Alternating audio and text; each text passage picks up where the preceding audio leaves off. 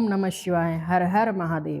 प्रिय शिव भक्तों, शिव पुराण की इस दिव्य कथा श्रृंखला में आपका हार्दिक स्वागत है। हम सब उन आदिदेव शंकर को वंदन करते हैं जो परमानंद हैं, जिनकी लीलाएं अनंत हैं, जो ईश्वरों के भी ईश्वर और सर्वव्यापक हैं, जो माँ गौरी के प्रियतम हैं और स्वामी कार्तिकेय तथा विघ्नराज गणेश के पिता हैं। आज हम सतरुद्र संहिता के माध्यम से भगवान शिव के उन 5 दिव्य अवतारों की कथा सुनेंगे, जिनके द्वारा उन्होंने इस सृष्टि में सत्पुरुषों का कल्याण किया है। तो चलिए महादेव का स्मरण करते हुए इस अद्भुत ज्ञान गंगा में डुबकी लगाते हैं।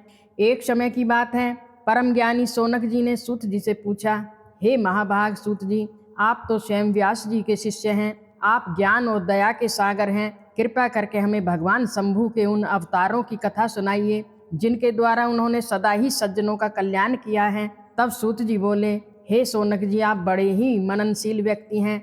मैं आपसे भगवान शिव के उन्हीं पवित्र अवतारों का वर्णन करता हूँ जो आपने सभी इंद्रियों को वश में करके सच्ची भक्ति के साथ मन लगाकर इस कथा का श्रवण कीजिए। सूत जी आगे कहते हैं, हे मुनि, बहुत समय पहले यही प्रश्न सनत कुमार जी ने सत्पुरुषों की गति और शिव के ही स्वरूप भगवान नंदीश्वर से किया था। उस समय भगवान शिव का स्मरण करते हुए नंदीश्वर ने सनत कुमार जी को जो उत्तर दिया था वही मैं आपको सुनाता हूँ।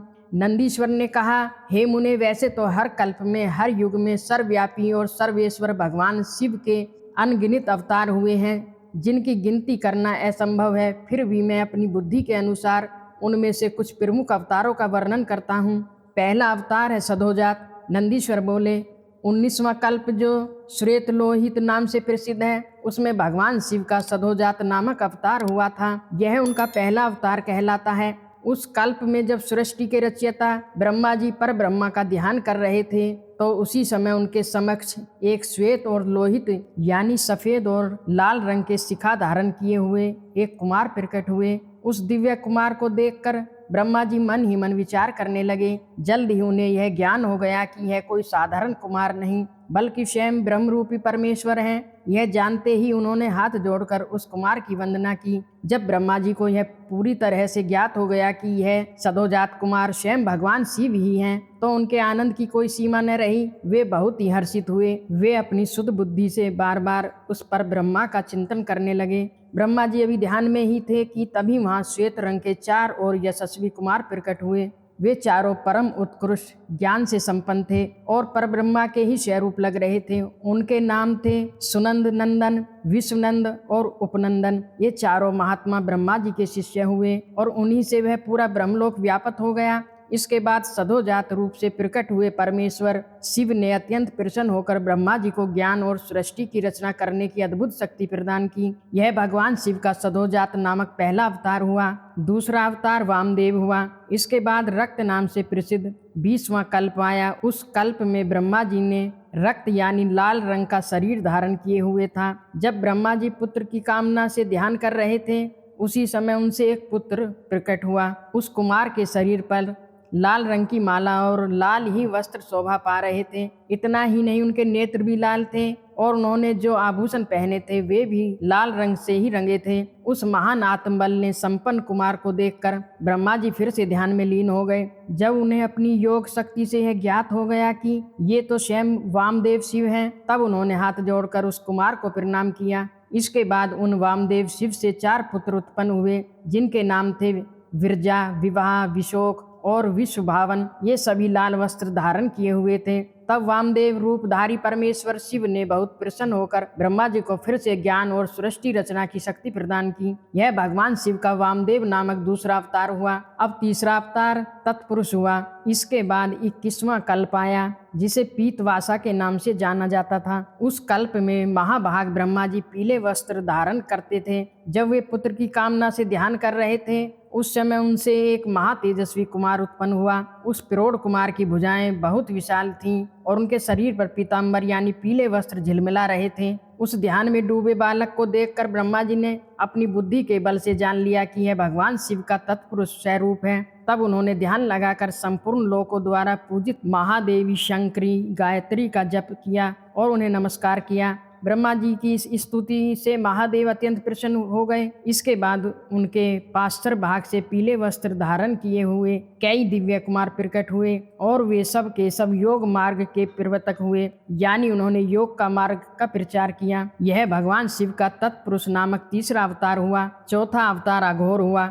इसके बाद जब ब्रह्मा जी का वह पीतवरण नामक कल्प बीत गया, तब एक दूसरा कल्प आरंभ हुआ। उसका नाम था शिव कल्प। जब महाप्रलय के बाद हर तरफ केवल जल ही जल था और इस एक वर्ण की दशा में 1000 दिव्य वर्ष बीत गए, तब ब्रह्मा जी प्रजा की सृष्टि करने की इच्छा से बहुत दुखी होकर विचार करने लगे। उस समय उन्हें महातेजस्वी ब्रह्मा के सामने एक कुमार प्रकट हुआ। उस महापराक्रमी बालक के शरीर का रंग काला था। वह अपने तेज से प्रज्वलित हो रहा था। उसने काले वस्त्र, काली पगड़ी और काला ही यज्ञोपवीत धारण किए हुए था। उनका मुकुट भी काला था और स्नान के बाद भी शरीर पर लगाया हुआ चंदन भी काले रंग का ही था। उन भयंकर पराक्रमी महामनस्वी देवों के भी देव अलौकिक कृष्ण पिंगला वर्ण यानी काले भूरे रंग वाले अघोर को देखकर ब्रह्मा जी ने उनकी वंदना की। इसके बाद ब्रह्मा जी उन भक्त वत्सल्य अविनाशी अघोर को ब्रह्म रूप समझकर प्रिय वचनों से उनकी स्तुति करने लगे। तब उनके पार्श्व भाग से काले रंग के और शरीर पर काला ही अनुलेपन धारण किए हुए 4 महामनस्वी कुमार उत्पन्न हुए।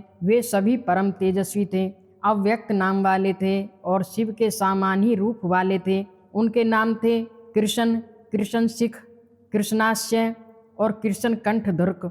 इस प्रकार उत्पन्न होकर इन महात्माओं ने ब्रह्मा जी की सृष्टि रचना में सहायता के लिए घोर नामक महान अद्भुत योग का प्रचार किया। यह भगवान शिव का घोर नामक चौथा अवतार हुआ। 5वां अवतार ईशान हुआ। नंदीश्वर कहते हैं, हे मुनीश्वर, इसके बाद ब्रह्मा जी का एक और कल्प आरंभ हुआ। यह कल्प परम अद्भुत था और विश्वरूप नाम से प्रसिद्ध था। उस कल्प में जब ब्रह्मा जी पुत्र की कामना के मन ही मन भगवान शिव का ध्यान कर रहे थे, उसी समय महान सिंहनाद करने वाले विश्वरूप सरस्वती प्रकट हुई और उन्हीं के साथ परमेश्वर भगवान ईशान प्रकट हुए, जिनका वर्ण शुद्ध स्फटिक के समान उज्जवल था और जो समस्त आभूषणों से सजे हुए थे। उन अजन्मा सर्वव्यापी सबके हृदय में वास करने वाले, सब कुछ देने वाले, सर्वस्वरूप सुंदर रूप वाले और अरूप भी भगवान ईशान को देखकर ब्रह्मा जी ने उन्हें प्रणाम किया। तब शक्ति के साथ उपस्थित भगवान ईशान ने ब्रह्मा जी को सन्मार्ग का उपदेश दिया और 4 सुंदर बालकों की रचना की। उन उत्पन्न हुए शिशुओं के नाम थे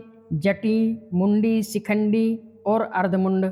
उन चारों ने योग के अनुसार स्वधर्म का पालन किया और अंत में योग गति को प्राप्त हो गए। यह भगवान शिव के ईशान नामक 5वां अवतार हुआ। नंदीश्वर ने कहा, हे सर्वज्ञ सनत कुमार जी, इस प्रकार मैंने जगत के कल्याण की कामना से सधोजात आदि 5 अवतारों के प्राकट्य का संक्षेप में वर्णन किया है। उनका यह सारा लोक कल्याणकारी व्यवहार यथार्थ रूप से इस ब्रह्मांड में आज भी विद्यमान है। अब मैं आपको इन 5 स्वरूपों का तात्विक अर्थ समझाता हूँ। महेश्वर की ईशान पुरुष घोर वामदेव और ब्रह्मा से 5 मूर्तियां विशेष रूप से प्रसिद्ध हैं। इनमें पहला स्वरूप है ईशान, जो शिव स्वरूप है और सबसे बड़ा है। यह स्वरूप साक्षात प्रकृति के भोक्ता यानी प्रकृति के सुख दुख को भोगने वाला क्षेत्र यज्ञ अर्थात आत्मा में निवास करता है। शिव जी का दूसरा स्वरूप तत्पुरुष नाम से प्रसिद्ध है। यह गुणों के आश्चर्य रूप यानी सत्व रज तम गुणों के आधार भोग्य प्रकृति में अधिष्ठातित है। पिनाकधारी शिव का जो अघोर नामक तीसरा स्वरूप है, वह धर्म की स्थापना के लिए अंगों सहित बुद्धि तत्व का विस्तार करके हमारे अंदर विराजमान रहता है। वामदेव नाम वाला शंकर का चौथा स्वरूप हमारे अहंकार का अधिष्ठान है और वहाँ सदा ही अनेकों प्रकार के कार्य करता रहता है। विद्वान पुरुष कहते हैं, शंकर का ईशान स्वरूप हमारे कान, हमारी वाणी और सर्वव्यापी आकाश तत्व का स्वामी है। महेश्वर का पुरुष यानी तत्पुरुष रूप हमारी त्वचा, हमारे हाथ और स्पर्श गुण वाले वायु तत्व का स्वामी है। मनीषीगण अघोर रूप को हमारे शरीर, रस रूप और अग्नि तत्व का अधिष्ठान बतलाते हैं। शंकर जी का वामदेव स्वरूप हमारी रसना यानी जीव, वायु यानी मल द्वार, रस और जल तत्व का स्वामी कहा जाता है और शिव जी का सधोजात नामक रूप हमारी प्राण यानी नासिका उपस्थित यानी जनेन्द्रिया, गंध और पृथ्वी तत्व का ईश्वर बताया जाता है। कल्याण चाहने वाले मनुष्यों को भगवान शंकर के इन स्वरूपों की सदा ही प्रयत्न पूर्वक वंदना करनी चाहिए, क्योंकि यही कल्याण की प्राप्ति में एकमात्र कारण है। जो भी मनुष्य भगवान शिव के इन सधोजात आदि अवतारों की कथा को पढ़ता या सुनता है, वह इस संसार में समस्त कामनाओं और भोगों का उपभोग करके अंत में परम गति को यानी मोक्ष को प्राप्त होता है। तो इस तरह आज हमने शिव पुराण की शतरुद्र संहिता से भगवान शिव के प्रथम 5 अवतारों सदोजात, वामदेव, तत्पुरुष, अघोर, ईशान की दिव्य कथा का श्रवण किया। हमने यह भी जाना कि भगवान के ये 5 रूप किस प्रकार हमारे शरीर और इस पूरी प्रकृति में व्यापक हैं। अगले अध्याय में हम भगवान शिव की एक और अद्भुत लीला का श्रवण करेंगे। तब तक के लिए हर हर महादेव। ओम नमः शिवाय।